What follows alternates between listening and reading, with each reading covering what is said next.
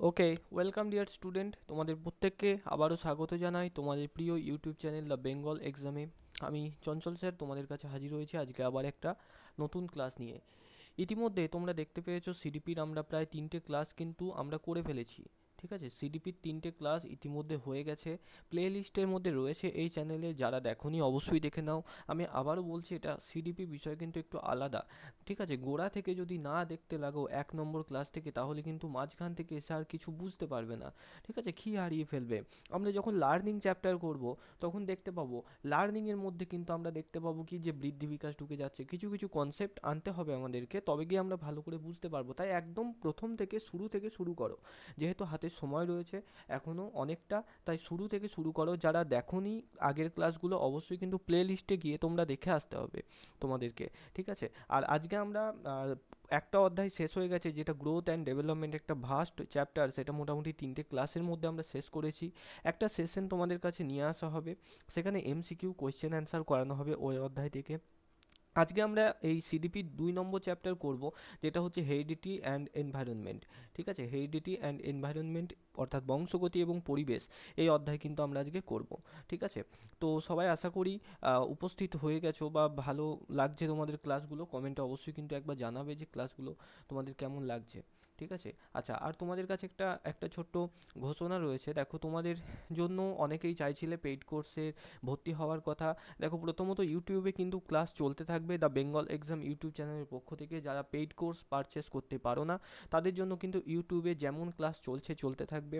কিন্তু যারা আরেকটু ভালোভাবে নিজেদেরকে প্রিপেয়ার করতে চাও, সব কিছু গুছিয়ে এক জায়গায় পেতে চাও, 24x7 টিচারদের সাথে থাকতে চাও, তাদের ফিডব্যাক নিতে চাও, তাদের সাথে প্রিপারেশন নিতে চাও বেস্ট টিচারদের সাথে সাবজেক্ট ওয়াইজ, তাদের জন্য এই পেইড কোর্স লঞ্চ করা হয়েছে। দেখতে পাচ্ছ, এই পেইড কোর্সের মূল্য হচ্ছে 3600 টাকা, যেটা বর্তমানে অফারে রয়েছে। এটা 2499 টাকা অফারে রয়েছে। ঠিক আছে, আবার এটার উপরেও আবার পুনরায় অফার পাবে বর্তমানে ফেব্রুয়ারিতে যখন ভর্তি হয়ে যাবে, বা মার্চে ভর্তি হয়ে গেলে বর্তমানে এটার উপরে অফার পাবে। এটাকে তুমি দুটো বা তিনটে বা একটা, যে কোনো একটা ইনস্টলমেন্টে দিতে পারো। যদি কেউ প্রথম ইনস্টলমেন্টে পুরো ফিজ পেমেন্ট করে পেইড কোর্স নিতে চাও, অর্থাৎ একবারে 2499 টাকা পেমেন্ট করতে চাও, তাহলে সে 200 টাকা ছাড় পাবে। অর্থাৎ এই 2499 থেকেও 200 টাকা কম তুমি পেমেন্ট করে কিন্তু 1 বছরের জন্য ডাব্লিউবি প্রাইমারি টেট এবং সি টেটের এই ফুল কমপ্লিট পেইড কোর্স কিন্তু নিতে পারো, যা দ্য বেঙ্গল এক্সাম এর তরফ থেকে কিন্তু অ্যারেঞ্জ করা হয়েছে। ঠিক আছে, আর কি, যদি তুমি দুটো ইনস্টলমেন্ট করতে চাও, অর্থাৎ একবারে যদি এতটা টাকা দেওয়া সম্ভব হয় না, সেই ক্ষেত্রে যদি দুইবারে দিতে চাও, তাহলে সেখানে দুটো ইনস্টলমেন্ট করলে সেখানেও কিন্তু এই 2499-এর উপর 100 টাকা ছাড় পাবে। অর্থাৎ সেখানে 2399 টাকা কিন্তু তোমাদের পড়বে। আর যদি কেউ তিনটে ইনস্টলমেন্টে করতে চাও, তাহলেও কিন্তু এই 2499-এর উপর 50 টাকা ছাড় পাবে। ঠিক আছে, বিশদে জানতে এই যে নাম্বারটা রয়েছে, এই নাম্বারে হোয়াটসঅ্যাপ বা কল করে নেবে। অবশ্যই কিন্তু স্যার রিপ্লাই করবেন তোমাদেরকে। আশা করি ক্লাস ভালো লাগছে। আর এটুকুই বলতে পারি, আমার তরফ থেকে আমি যে সাবজেক্ট করাবো, আমি আমার 100% দিয়ে করাবো, এবং কোনো রকম ডাউট কিন্তু তোমাদের থাকবে না। ঠিক আছে, বাকি সমস্ত সাবজেক্ট ওয়াইজ বেস্ট টিচাররা করাবেন। তোমরা চাইলে কিন্তু কোর্স পারচেস করতে পারো। চলো, আজকে আমাদের আজকে আমাদের চতুর্থ ক্লাস সিডিপির ক্ষেত্রে। এই 4 নম্বর ক্লাসে আজকে আমরা কি জানবো? দেখো, আজকে আমরা একটা নতুন অধ্যায় শুরু করব, যে অধ্যায়টার নাম হচ্ছে heredity and environment as factor of development. অর্থাৎ এই যে দেখো, এই যে যারা আজকে প্রথম দেখছো, তাদেরকে বলবো আজকের ভিডিওটা স্কিপ করো, আজকের ভিডিও দেখো না। তুমি প্রথম প্লে লিস্টে যাও, প্লে লিস্টে গিয়ে সিডিপির যে 1 নম্বর ভিডিও রয়েছে এবং 2 নম্বর ও 3 নম্বর যে 3টে ভিডিও রয়েছে, সেই 3টিকে কিন্তু আগে তোমরা দেখে এসো। দেখো, এই নতুন অধ্যায়ের মধ্যেও কিন্তু ডেভেলপমেন্ট ঢুকে রয়েছে। তাই ডেভেলপমেন্ট কি, ডেভেলপমেন্টের নীতি, ডেভেলপমেন্টের ফ্যাক্টর, এগুলো না জানলে এগুলো কিছুই বুঝতে পারবে না। ঠিক আছে, তাই সর্বপ্রথম রিকোয়েস্ট করছি আমি, তোমরা যাও এবং 1 2 3 এই 3টে ভিডিও কিন্তু দেখে আসো। 8 ঘন্টা করে ভিডিও রয়েছে, একদিনেই 3টে দেখে নিতে পারবে। তারপরে এটাকে দেখতে এসো, আর নাহলে কিন্তু গুলিয়ে ফেলবে সব কিছু। চলো, তো সর্বপ্রথম জানা যাক এটা কি। আমরা আগের দিন পড়েছি কি ডেভেলপমেন্ট বলতে কি বোঝাচ্ছি, যে আমরা পড়েছি ডেভেলপমেন্ট হচ্ছে একটা সার্বিক বিকাশ, তাই না? একটা সার্বিক বিকাশকে আমরা ডেভেলপমেন্ট বলছি, ভালো করে বুঝবে। অর্থাৎ এখানে সার্বিক বিকাশ মানে এখানে কি কি আসছে, এখানে শারীরিক দিক থেকে বিকাশ হচ্ছে। ঠিক আছে, এখানে শারীরিক দিক থেকে বিকাশ হচ্ছে, এখানে আবেগীয় দিক থেকে ইমোশনাল ডেভেলপমেন্ট হচ্ছে, এখানে ফিজিক্যাল ডেভেলপমেন্ট হচ্ছে, এখানে জ্ঞানের দিক থেকে বিকাশ হচ্ছে, কগনিটিভ ডেভেলপমেন্ট হচ্ছে, তাই তো? এখানে লিঙ্গুইস্টিক ডেভেলপমেন্ট হচ্ছে, ভাষার দিক থেকে বিকাশ হচ্ছে, অর্থাৎ শারীরিক একটা একটা সম্পূর্ণভাবে ক্রম উন্নয়নশীল প্রক্রিয়াকে আমরা পড়েছিলাম বিকাশ। এবার এই যে বিকাশটা ঘটছে, এই বিকাশ কি সবার ক্ষেত্রে সমানভাবে ঘটে কি? তোমরা ভাবো তো, আমি কি বলেছিলাম? না, কখনোই না। একটা যদি রাম এবং শ্যাম যদি দুইজন থাকে, অবশ্যই কিন্তু তাদের বিকাশ কিন্তু সমানভাবে ঘটবে না। শুধু রাম শ্যাম নয়, যদি ধরো এমন দেখা যায় না যে যমজ সন্তান, দেখেছো তোমরা যমজ সন্তান, যে ধরো এই যে দুটো সন্তান তারা যমজ, দেখবে পাড়া গ্রামে বা বাড়ির আশেপাশে অনেক সময় যমজ সন্তান থাকে, যমজ ভাই বোন বা যমজ ভাই, ঠিক আছে? তো এই যে যমজ সন্তান জন্মগ্রহণ করে, তারা দেখবে যখন তারা আইডেন্টিক্যাল টুইনস, এটা পড়াবো তোমাদের একটা অধ্যায়ে, তো যারা আইডেন্টিক্যাল টুইনস হয়, এই যমজ সন্তান, তারা কিন্তু দেখতেও এক হয়, সেম হয়, মানে বোঝা যায় না যে কোনটা কে, ঠিক আছে? কোনটা এক্স কোনটা ওয়াই সে কিন্তু বুঝতে পারবে না, ঠিক আছে? তো এরকম যারা হয়, অর্থাৎ তাদের সব কিছু সমান হলেও এই যে ডেভেলপমেন্ট, এই ডেভেলপমেন্টের হার কিন্তু তাদের মধ্যেও সমান হয় না, ঠিক আছে? তারা দেখতে, আকার, উচ্চতা, গায়ের রং, সমস্ত কিছু এক, কিন্তু এই যে বিকাশের হার কিন্তু তাদের ক্ষেত্রেও আলাদা হয়। কারণ কি? কারণ হচ্ছে এটাই, এই যে হেরিডিটি অ্যান্ড এনভায়রনমেন্ট। অর্থাৎ এই যে যমজ সন্তানের ক্ষেত্রে হেরিডিটি সেম, একই জিন রয়েছে, তাদের মধ্যে সব কিছু রয়েছে, কিন্তু এই যে এনভায়রনমেন্ট, এটা কিন্তু আলাদা, তারা আলাদা পরিবেশে মানুষ হচ্ছে। এবার বলতে পারবে যে স্যার আলাদা পরিবেশে কিভাবে মানুষ হচ্ছে? তারা তো ভাই বোন বা দাদা ভাই, তারা তো একই বাড়িতে মানুষ হচ্ছে, একই বাবা মায়ের কাছে, কিন্তু দেখো এই যে তারা যখন স্কুলে যাবে, তখন এই যে এক্স নামক ভাই, এর কিছু বন্ধু থাকবে, ওয়াই নামক ভাই, এর কিছু বন্ধু থাকবে।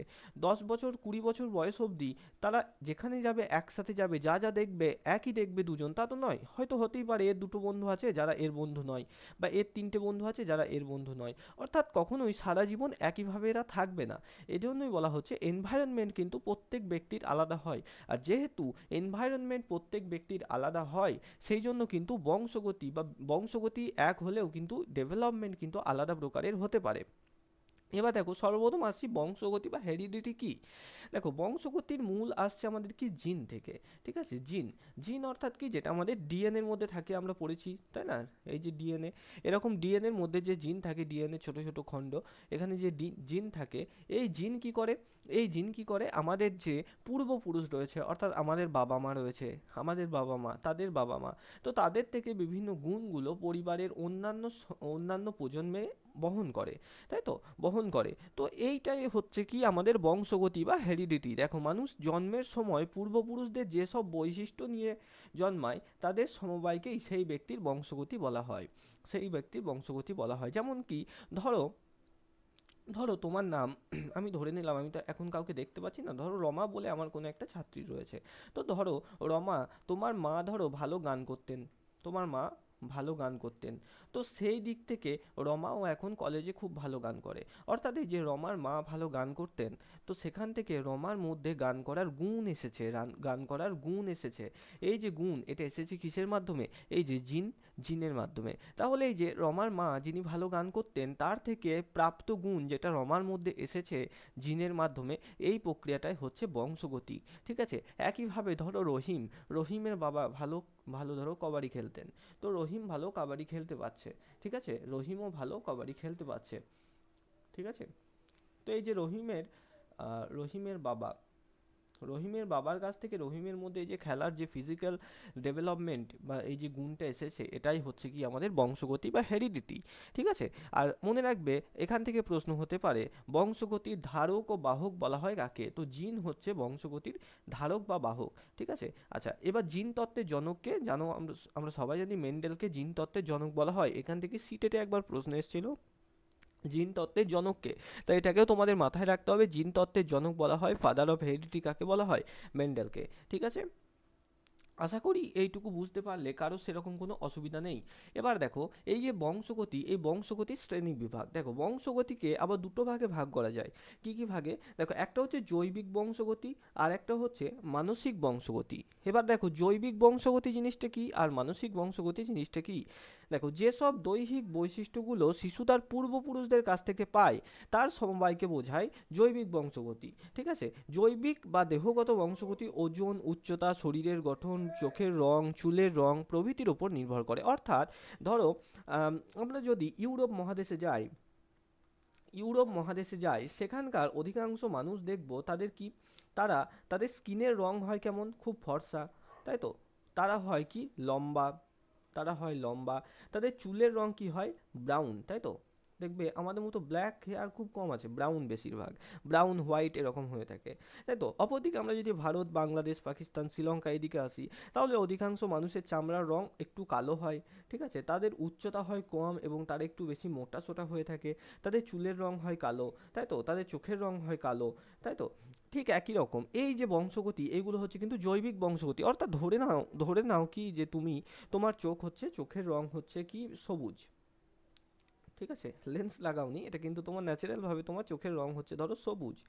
অর্থাৎ এখান থেকে কি বোঝা যাচ্ছে যে তোমার চোখের রং সবুজ। অপরদিকে দেখলে ধরো তোমার যে ঠাকুরমা ছিলেন যিনি, বা তোমার যিনি মা ছিলেন, তার চোখের রং সবুজ ছিল, চোখের মণির রং, তো সেই জন্য তোমার চোখের মণিও সবুজ। বা তোমার যে চুল, সেই চুল হচ্ছে কার্লি, কোঁকড়ানো, কোঁকড়ানো। একটু খেয়াল করে কি দেখছো, খেয়াল করে দেখছো তোমার মায়ের চুল সোজা, কিন্তু তোমার যে দিদা, সেই দিদার চুলও কোঁকড়ানো রয়েছে, ঠিক আছে। তো এইগুলো হচ্ছে বংশগতি। আর আমাদের পূর্বপুরুষের কাছ থেকে আমরা দৈহিক যে সমস্ত বৈশিষ্ট্য পাই, ঠিক আছে, আমার বাবা লম্বা আমিও লম্বা, এটা হচ্ছে জৈবিক বংশগতি। আমার বাবা খাটো আমিও খাটো, এটাও হচ্ছে কিন্তু জৈবিক বংশগতি। ঠিক এই কারণে কিন্তু আমরা আমাদের দেহজ বিভিন্ন গুণ কিন্তু পেয়ে থাকি, ঠিক আছে। আমাদের যেমন এখান থেকে আসে একটা প্রশ্ন, যেটা সেটা হচ্ছে নিচের কোনটি জৈবিক বংশগতির উদাহরণ, ঠিক আছে। এরকমভাবে প্রশ্নটা দেয় যে নিচের কোনটি জৈবিক বংশগতির উদাহরণ, অপশন থাকে বিভিন্ন, তার মধ্যে একটা অপশন যেটা বেশিরভাগ দেয় সেটা হচ্ছে চোখের রং, ঠিক আছে। মনে রাখবে চোখের রং কিন্তু জৈবিক বংশগতির উদাহরণ।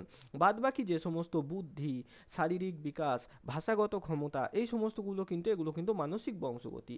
শরীর সম্পর্কিত যে কোনো কিছুই হচ্ছে জৈবিক বংশগতির উদাহরণ। ওকে, আশা করি বুঝতে পেরেছো। আচ্ছা, দ্বিতীয়ত আসছে দেখো মানসিক বংশগতি। মানসিক বংশগতিতে দেখো একটা মনের সাথে সম্পর্ক আছে, দেখো মন কথাটা আছে মানসিকের মধ্যে।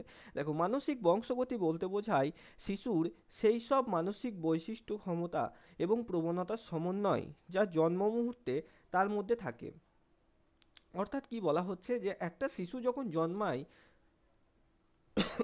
সরি, আচ্ছা, অর্থাৎ কি বলা হচ্ছে যে একটা শিশু দেখো যখন জন্মায় তখন সে কিন্তু নিজে কিছু গুণ নিয়ে জন্মগ্রহণ করে, কিছু গুণ নিয়ে জন্মগ্রহণ করে। যেমন ধরো তোমার বাবা ধরো ভালো ক্রিকেট খেলতেন ছোটবেলায়, তো তুমি যখন জন্মালে তোমার মধ্যে একটা ক্রিকেট খেলার গুণ কিন্তু অলরেডি রয়েছে। এবার কি সেই শিশু অর্থাৎ তুমি যখন পরিবেশে আস্তে আস্তে ক্রিকেট খেলবে, যখন আস্তে আস্তে খেলবে, খেলতে খেলতে তোমার এই গুণটা, ক্রিকেট খেলার যে ট্যালেন্ট, সেই ট্যালেন্টটা কিন্তু আরও অনেক বেশি বিকশিত হবে, ঠিক আছে। দেখো এই সব মানসিক বৈশিষ্ট্য, এই সব গুণ যেগুলো শিশু ডাইরেক্ট নিয়ে জন্মগ্রহণ করছে পূর্বপুরুষের কাছ থেকে, ঠিক আছে, এই সমস্ত গুণগুলো হচ্ছে মানসিক বংশগতি। যেমন কি ওই যে বললাম তোমার মা ভালো গান করতে পারে, সেই জন্য তুমি ভালো গান করতে পারছো। এই যে তোমার মায়ের ভালো গান করার ট্যালেন্ট থেকে তোমার মধ্যে ভালো গান করার ট্যালেন্টটা এসেছে, এইটা হচ্ছে মানসিক বংশগতির উদাহরণ। আর কি তোমার বাবা লম্বা এবং তুমিও উচ্চতায় লম্বা, এইটা হচ্ছে জৈবিক বংশগতির উদাহরণ। আশা করি বুঝতে পারলে। আরও সহজভাবে বলছি, তোমার বাবা হাতের লেখা খুব সুন্দর, তিনি ভালো ছবি আঁকতে পারেন, তার কালার সেন্স খুব ভালো, ঠিক আছে। তো তুমিও কি খুব ভালো হাতের লেখা তোমার, তুমিও ভালো ছবি আঁকতে পারো, ভালো রং করতে পারো, এটা হচ্ছে মানসিক বংশগতি। আবার কি যে তোমার বাবা ভালো কবিতা লিখতে পারেন, ভালো গল্প লিখতে পারেন, ছন্দ মিলিয়ে লিখতে পারেন, তার লেখালেখির হাত রয়েছে, তো স্বাভাবিকভাবে তুমিও দেখছো তোমার এখন বয়স হচ্ছে 20-22 বছর, তুমিও মোটামুটি লেখালেখি শুরু করেছো। এগুলো হচ্ছে মানসিক বংশগতির উদাহরণ। অপরদিকে দেখতে গেলে তোমার বাবার উচ্চতা একটু কম, তার মাথাতে কি না বয়সকালে চুল ঝরে গেছে, বা তার শরীর একটু মোটা, সেই ক্ষেত্রে দেখতে পাবো আমরা যা তার ছেলে যদি হই, তাহলে সেই ক্ষেত্রে আমারও যখন বয়স হবে আমারও শরীরের গঠন কিন্তু ওরকম হবে, ঠিক আছে। একইভাবে আমার মা বাবা দুজনে খাটো, সেই জন্য তাদের সন্তান হিসাবে আমিও খাটো, বা আমার মা বাবা দুজনে লম্বা, সেই জন্য তাদের সন্তান হিসাবে আমিও লম্বা, ঠিক আছে। আমার মা বাবা ফর্সা আমিও ফর্সা, আমার মা বাবার রং কালো আমিও কালো। এই যে বংশগতির এই যে বৈশিষ্ট্যগুলো আসছে আমাদের মধ্যে, সেইগুলো আসছে জৈবিক বংশগতির অন্তর্গত। আর যত গুণ, খেলাধুলা, লেখালেখি, এই সমস্ত কিছু যত গুণ আমরা দেখতে পাচ্ছি, এগুলো সব কিন্তু আমাদের মানসিক বংশগতি রূপে আসছে। দেখো এখানে দেখো মানসিক বংশগতির মধ্যে কি কি বলা রয়েছে, দেখো প্রবৃত্তি, প্রক্ষ, বুদ্ধি, বিশেষ ক্ষেত্রে দক্ষতা ইত্যাদি, এই সমস্ত কিছু। ঠিক আছে, এই যে প্রক্ষ প্রক্ষোভ এগুলো কি, এগুলো সব কিন্তু এর পরে আমরা জানবো। আচ্ছা, এবার দেখো এখানে, এখানে দেখো একটা নিয়ম রয়েছে, এই নিয়মটা থেকে মাঝে মাঝে প্রশ্ন আসে। দেখো ফ্রান্সিস গ্যালটন, গ্যালটন একজন বিখ্যাত বিজ্ঞানী ছিলেন, তো তিনি কি, তিনি একটা সূত্র দিয়েছিলেন ল অফ অ্যানসেস্ট্রাল ইনহেরিটেন্স। মনে রাখবে এখান থেকে ডাইরেক্ট প্রশ্ন দেয় যে এই যে এটা তুলে দেয় ল অফ অ্যানসেস্ট্রাল ইনহেরিটেন্স দিয়ে বলা হয় এই সূত্রটির প্রবক্তাকে। উত্তর মনে রাখবে Francis Galton, sir Francis Galton এই সূত্রের প্রবক্তা। এবার তিনি কি উল্লেখ করেছিলেন যে একটা শিশুর মধ্যে যা গুণ থাকে, একটা শিশুর মধ্যে যা গুণ থাকে সেই গুণের সে হাফ, 50% হাফ পায় তার পিতামাতার কাছ থেকে। অর্থাৎ তুমি যদি ভালো ক্রিকেট খেলতে পারো, ভালো ছবি আঁকতে পারো, ধরো তুমি ভালো ছবি আঁকতে পারো, ছবি আঁকতে পারো, তো এই ছবি আঁকার যে গুণটা তোমার মধ্যে রয়েছে, এই গুণের 50% পেয়েছো তোমার পিতামাতার কাছ থেকে। অর্থাৎ তোমার বাবাও হয়তো ভালো ছবি আঁকতে পারেন, মা ভালো আলপনা দিতে পারেন, বা তাদের মধ্যে মেন কথা এই ছবি আঁকার ট্যালেন্টটা রয়েছে। ঠিক আছে, আমরা যখন থমসনের বাছাই তত্ত্ব পড়বো, আমরা যখন তোমার বহু উপাদান তত্ত্ব পড়বো, তখন কিন্তু এগুলো জানবো যে কেন আমাদের এই যে বলছি না তোমার বাবা মায়ের মধ্যে ছবি আঁকার ট্যালেন্টটা রয়েছে, এই ট্যালেন্টটা আসলে কি, এটা হচ্ছে বুদ্ধি। ঠিক আছে, বহু উপাদান তত্ত্বে যখন পড়বো MNP আর SVW, এই 7 প্রকার বুদ্ধির কথা, বা থমসনের যখন বাছাই তত্ত্বে পড়বো, এই যে থমসনের বাছাই তত্ত্বের যে মডেল রয়েছে এটা, ঠিক আছে, এই বাছাই তত্ত্বে যখন পড়বো, তখন এইগুলো আরো ভালো করে বুঝবে। এখন এত মাথায় চাপ নেওয়ার দরকার নেই, এখন জাস্ট ধরে নাও যে কি, যে আমাদের মধ্যে যে গুণটা আসে তার গুণের আমরা 50% পাই আমাদের বাবা মায়ের কাছ থেকে, 4/1 পাই আমরা আমাদের দাদু দিদার কাছ থেকে। ঠিক আছে, মানে তোমার বাবার বাবা মা এবং মায়ের বাবা মা, ঠিক আছে, মামার বাড়ির দিকের আবার তোমার বাবার বাড়ির দিকের, তো তাদের কাছ থেকে পাই 4/1। আর তাদেরও পূর্ববর্তী, অর্থাৎ তোমার দাদুর বাবা, তোমার বাবার বাবার বাবা এবং তোমার মায়ের বাবার বাবা, আবার তোমার বাবার মায়ের মা, আবার তোমার মায়ের মায়ের মা, এদের কাছ থেকে আমরা পাই 8/1। ঠিক আছে, এইভাবে কিন্তু আমাদের মধ্যে যে গুণগুলো সেগুলো আসে। ঠিক আছে, যেমন উদাহরণ হিসাবে ধরে নাও সচিন টেন্ডুলকার ভালো ক্রিকেট খেলতে পারেন, তার মধ্যে একটা ট্যালেন্ট রয়েছে ক্রিকেট খেলার, তো সেই ট্যালেন্টের তিনি 50% পেয়েছেন তার বাবা মায়ের কাছ থেকে, 4/1 পেয়েছেন তার দাদু দিদিমায়ের কাছ থেকে, এবং 8/1 পেয়েছে তাদের পূর্ববর্তী বংশধর, অর্থাৎ তারও আগে যত যত প্রজন্ম রয়েছে, ঠিক আছে, তাদের কাছ থেকে। আশা করি বোঝা গেল। যদি কোনো রকম ডাউট থেকে থাকে তাহলে কিন্তু অবশ্যই কমেন্টে জানাবে। আচ্ছা, এবার একটা দেখো খুব সুন্দর ছবি দেখতে পাচ্ছ, এখানে আমরা এই যে সমীকরণটা রয়েছে হেরিডিটি এনভায়রনমেন্টের সেটা জানবো। দেখো এখানে দেখো হেরিডিটি অ্যান্ড এনভায়রনমেন্টে যেটা relation between heredity and environment, heredity এবং এনভায়রনমেন্টের মধ্যে রিলেশনটা কি, সম্পর্কটা কি, তো সম্পর্ক মনে রাখবে সবসময় গুণক সম্পর্ক থাকে এদের মধ্যে। ঠিক আছে, সবসময় গুণক সম্পর্ক থাকে, অর্থাৎ মাঝখানে সবসময় গণিত থাকবে। এই যে দেখছো গণিত, এটা অপশনে অনেক সময় যুক্ত চিহ্ন দেয় কিন্তু কিন্তু এটা ভুল করবে না। ঠিক আছে, নিচের কোনটি সঠিক বলে দেয় এরকমভাবে, হেরিডিটি ইন্টু এনভায়রনমেন্ট সমান ডেভেলপমেন্ট, তোমার এদিকে দেয় হেরিডিটি ইন্টু এরকমভাবে সমান ডেভেলপমেন্ট, হেরিডিটি ডিভাইডেড এনভায়রনমেন্ট সমান ডেভেলপমেন্ট, নাকি এখানে দেয় অল অফ দ্য অ্যাবভ। ঠিক আছে, অপশন মনে রাখবে সবসময় কিন্তু এই যে গণিতটা হবে। ঠিক আছে, কোনো সময় যুক্ত ভাজিত চিহ্ন কিন্তু এদের মধ্যে হবে না। অর্থাৎ বংশগতি এবং পরিবেশের গুণফল, এটা মাথায় রাখবে, বংশগতি এবং পরিবেশের গুণফল হচ্ছে আমাদের ডেভেলপমেন্ট বা বিকাশ।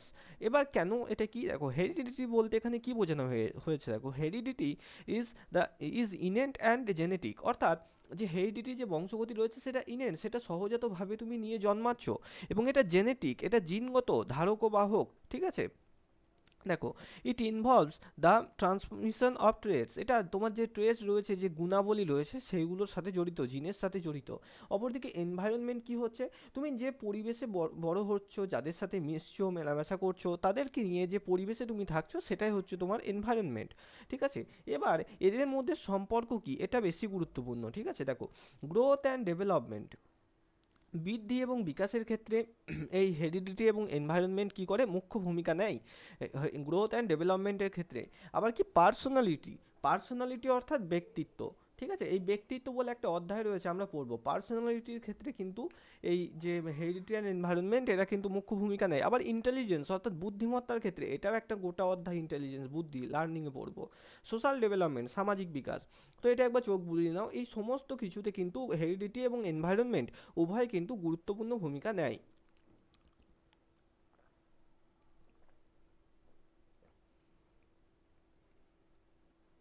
আচ্ছা, এবার দেখো কিভাবে আমরা বুঝবো, বা এর যে বললাম যে ফাংশনটা রয়েছে সেটা কি, সেটাকে আমাদের একটু দেখতে হবে। দেখো এখানে দেখতে পাচ্ছ, সব সময় মনে রাখবে, প্রথমেই বললাম এখানে যোগ চিহ্ন দেওয়া আছে বলে কিন্তু এটাকে সমীকরণে কিন্তু যোগ করবে না। সবসময় মনে রাখবে হেরিডিটি ইনটু এনভায়রনমেন্ট সমান হচ্ছে ডেভেলপমেন্ট।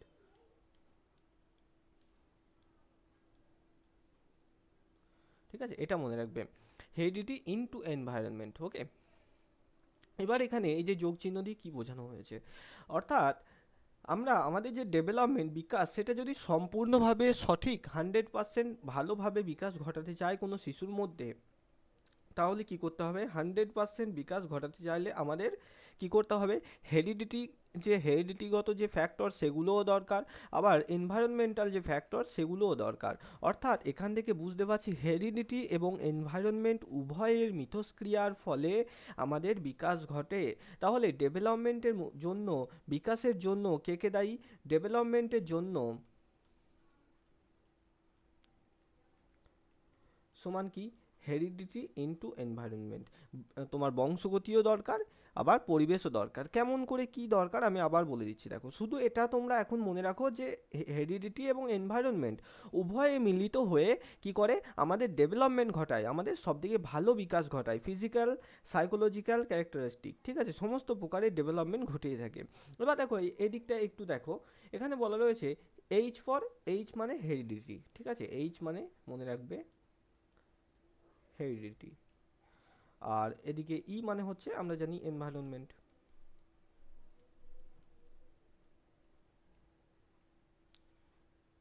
জাস্ট শর্ট ফর্মগুলো লেখা রয়েছে। তো হেরিডিটি দেখো এখানে বলা হচ্ছে গুড, অর্থাৎ বংশগতি খুব ভালো। সে একটা আমি বলছি এ নামক একটা শিশু, এই যে এ নাচছে, ঠিক আছে, এ নামক এই যে শিশু সে হেরিডিটিগতভাবে বংশগতিভাবে খুব ভালো জিন নিয়ে জন্মেছে। অর্থাৎ আমি বলছি কি যে সে ধরো নাচ, তার মধ্যে একটা ট্যালেন্ট রয়েছে নাচের, এই যে বললাম নাচছে। তো এ, তার বাবা মা, তার দাদু, এরা সবাই কি ফিল্ম ইন্ডাস্ট্রির সাথে জড়িত ছিল, বা কেউ কোরিওগ্রাফার ছিলেন, খুব ভালো নাচের সাথে এদের তোমার একটা রিলেশন কিন্তু রয়েছে। তো বংশগতিভাবে এ নামক এই শিশু সন্তান, সেও কি, সেও নাচের জিন নিয়ে জন্মগ্রহণ করেছে, অর্থাৎ তার বংশগতিগতভাবে এই নাচের জন্য সে গুড হেরিডিটি রয়েছে, তার ট্যালেন্ট রয়েছে, বংশগতিভাবে সে বাবা মায়ের কাছ থেকে নাচের গুণাবলী পেয়েছে। আবার কি এনভায়রনমেন্ট, অর্থাৎ সে যেখানে জন্মগ্রহণ করেছে সেটাও গুড, অর্থাৎ সে যেখানে জন্মগ্রহণ করেছে স্বাভাবিকভাবে অর্থের কোনো অভাব নেই, নাচের স্কুলে সে পড়াশুনো করছে, ঠিক আছে, নাচ শেখানোর জন্য একাধিক টিচার তার রয়েছে, তাকে 4-5 জন টিচার এসে বাড়িতে নাচ শিখিয়ে যাচ্ছেন, ঠিক আছে, তো সব দিক থেকে তিনি সেই কিন্তু সাপোর্ট পাচ্ছে। তাহলে তার যে এই যে নাচের যে বিকাশ ডেভেলপমেন্টটা সেটা কেমন হবে, সেটা হবে ম্যাক্সিমাম। সিটেটে একটা প্রশ্ন এসেছিল, প্রশ্নটা বলছি আশা করি মনে করতে পারবে। দেখবে এরকম এসেছিল প্রশ্নটা, যে একটা শিশু রয়েছে, সেই শিশুর বাবা এবং মা দুজনেই স্পোর্টস পার্সন, ঠিক আছে, অর্থাৎ দুজনেই খেলার সাথে যুক্ত, যাই হোক কোনো একটা খেলার সাথে, ঠিক আছে, ধরে নাও র্যাকেট খেলার সাথে যুক্ত। এবার তাদের সন্তান রয়েছে, সেও খুব ভালো র্যাকেট খেলে, ঠিক আছে, সন্তান তাদের সেও খুব ভালো র্যাকেট খেলে। এবার তাদের বাবা মা তাদের সন্তানকে আরও ভালো র্যাকেট খেলানোর জন্য বেশ কয়েকটা কোচিং দিয়েছে, কোচিংয়ের বিভিন্ন টিচার এসে কী করেন, র্যাকেট খেলা শেখান, এবং ছুটির দিনে তার বাবা মা নিজেরাও এসে তাদের সন্তানেরকে প্র্যাকটিস করান। তাহলে এটা কিসের ফল, তো এখানে দেখো হেরিডিটি এবং এনভায়রনমেন্ট উভয় কিন্তু তার ম্যাক্সিমাম রয়েছে, অর্থাৎ তার বাবা মা স্পোর্টস পার্সন প্রথমেই বলা রয়েছে, তাহলে কি হবে, তাদের সন্তানের মধ্যেও ওই স্পোর্টস রিলেটেড জিন থাকবে। তো হেরিডিটিগতভাবে বংশগতিভাবে সে কিছুটা গুণ নিয়ে জন্মাবে, সেটা গুড রয়েছে। আবার বলছে কি, যে তাদের বাবা মা দুজনে তোমার ছুটির সময়তে এসে তাকে প্র্যাকটিস তো করাই, আবার কোচিংয়ের স্যাররাও রয়েছেন তারাও প্র্যাকটিস করাচ্ছেন, অর্থাৎ পরিবেশ, তাই সে প্র্যাকটিস করার একটা পরিবেশ পাচ্ছে, সেখানকার এনভায়রনমেন্টও ভালো। তাহলে হেরিডিটি এবং এনভায়রনমেন্ট উভয়ই যখন গুড হবে, তখন আমাদের ডেভেলপমেন্ট হবে মনে রাখবে ম্যাক্সিমাম। এবার দেখো, যদি কোনো একটা কারণে হেরিডিটি ভালো হয় কিন্তু এনভায়রনমেন্ট খারাপ হয়, যেমন এই যে এটাই দেখো, হেরিডিটি এটা হচ্ছে ব্যাড, অর্থাৎ সে এনভায়রনমেন্ট গুড, অর্থাৎ হতে পারে যে একটা এক্স নামক একটা বাবা বা মায়ের না শখ হলো কি, সে তাদের এ নামক সন্তানকে ভালো নাচ শেখাবে, বা ভালো ক্রিকেট খেলা শেখাবে, প্রচুর পয়সা খরচ করছে, টাকা ঢালছে, কিন্তু শিখতে পারছে না। কারণ কি? ট্যালেন্ট নেই। কোনো দিন শিখতে পারবে না যতদিন না তার ট্যালেন্ট থাকবে। তার ইচ্ছা নেই, এ নামক এই যে ছেলে, তার ইচ্ছা নেই, তার ট্যালেন্ট নেই নাচের। ঠিক আছে? হাজার হাজার টাকা, হাজার হাজার লক্ষ লক্ষ টাকা ঢাললেও কিন্তু সে শিখতে পারছে না ভালো করে। ঠিক আছে? সে কোথাও চান্স পাচ্ছে না। ঠিক আছে? তো এই ক্ষেত্রে দেখো, হেরিডিটি, বংশগতি, বংশগতি যদি খারাপ হয়, বংশগতি যদি খারাপ হয়, জিন যদি না থাকে তার মধ্যে সেই কাজের জন্য, বংশগতি খারাপ কিন্তু এনভায়রনমেন্ট ভালো, তাহলে কিন্তু ইন্টারমিডিয়েট হবে। সে যে একদম শিখতে পারবে না তা নয়, সে কিন্তু এই যে এই ব্যক্তির মতো এত ভালো নাচ শিখতে পারবে না। আবার অপরদিকে দেখো, হেরিডিটি গুড, বংশগতিভাবে ভালো, অর্থাৎ এই যে এর বংশ, এই এক্স নামক বাবা ধরে নাও এ খুব ভালো নাচ করতে পারতো, এদের এ নামক ছেলে যে রয়েছে তার মধ্যেও নাচের ট্যালেন্ট রয়েছে, কিন্তু এনভায়রনমেন্ট খারাপ। নাচতে গেলেই তখন কি বলে, পাড়ার কাকিমারা বলে, এই এত বড় ছেলে নেচে নেচে বেড়াচ্ছে, কাজকর্ম নেই, জানো পাড়ার কাকিমাদের স্বভাব হচ্ছে বলা। তো সেই ক্ষেত্রে এনভায়রনমেন্ট খারাপ, অর্থাৎ নাচটাকে সে যে পরিবেশে জন্মগ্রহণ করেছে সেখানে খারাপ হিসেবে দেখা হয়। তো সেই ক্ষেত্রে সে প্র্যাকটিস থেকে বিরত থাকবে, প্র্যাকটিস করতে চাইবে না, তাহলেও তার ইন্টারমিডিয়েট ডেভেলপমেন্ট হবে, অর্থাৎ ভালোও হবে না খুব, খারাপও হবে না খুব। আবার দেখো, কোনো একটা ছেলে যে, যার হেরিডিটিও খারাপ, এনভায়রনমেন্টও খারাপ, অর্থাৎ সে জন্মগতভাবেও কোনো নাচ করার কোনো ট্যালেন্ট নেই, তার বাবা মা কেউ কখনো নাচেনি, ঠিক আছে, তাকে কেউ নাচ শেখায়ও না, কিচ্ছু না, আর এনভায়রনমেন্ট, পরিবেশও খারাপ যেখানে নাচকে খারাপ চোখে দেখা হয়, তাহলে কি ডেভেলপমেন্ট মিনিমাম হবে, খুব খারাপ ডেভেলপমেন্ট হবে। অর্থাৎ এখান থেকে জাস্ট এটুকু মনে রাখবে কি, যে যখন আমাদের হেরিডিটি এবং এনভায়রনমেন্ট দুটোই ভালো থাকবে, আমাদের ডেভেলপমেন্ট হবে ম্যাক্সিমাম। যখন হেরিডিটি একটা ভালো একটা খারাপ যে কোনো হতে পারে, একটা ভালো একটা খারাপ থাকবে, তখন সেটা হবে ইন্টারমিডিয়েট বা মধ্যম। আর যখন দুটোই খারাপ হবে, তখন ডেভেলপমেন্ট হবে মিনিমাম। আর একটা সমীকরণটা শুধু মনে রাখবে, সমীকরণটা শুধু মনে রাখবে, হেরিডিটি ইনটু এনভায়রনমেন্ট সমান হচ্ছে ডেভেলপমেন্ট। ঠিক আছে? এইচ ইন্টু ই সমান ডি। ঠিক আছে? সমীকরণটা মনে রাখবে, হেরিডিটি ইনটু এনভায়রনমেন্ট, কখনোই মাঝখানে যুক্ত চিহ্ন বা ভাগ চিহ্ন বা সমান চিহ্ন বা অসমান চিহ্ন কখনোই কিন্তু দেবে না, লেস দেন, গ্রেটার দেন, কোনো কিচ্ছু দেবে না। ঠিক আছে? আচ্ছা, আশা করি এত দূর অবধি বুঝতে পারলে তোমরা। কারোর কি কোনো সমস্যা থাকলে কিন্তু অবশ্যই কমেন্ট করে জানাবে। ঠিক আছে? আজকে এত দূর অবধি থাক, আমি নেক্সট দিন এই চ্যাপ্টারটা শেষ করে দেব, এবং আশা করি যতটা বললাম তোমরা বুঝতে পেরেছো। ঠিক আছে? এখান থেকে প্রত্যেক বছর প্রশ্ন আসে, এই বছরও আসবে আশা করা যায়। তো আশা করি সবাই বুঝতে পেরেছো, আর প্লে লিস্টটা গিয়ে সবাই কিন্তু বাকি ভিডিওগুলো দেখে নিও, যেগুলো যেগুলো দেখা হয়নি যাদের যাদের। আর বন্ধুদের মধ্যে অবশ্যই শেয়ার করে নিও, কমেন্টে জানিও কেমন লাগছে ক্লাসটা। আজ আমার শরীরটা একটু খারাপ রয়েছে, সেই জন্য ভয়েসে সমস্যা হতে পারে। ঠিক আছে? নেক্সট দিন থেকে আশা করি এই প্রবলেমটা হবে না।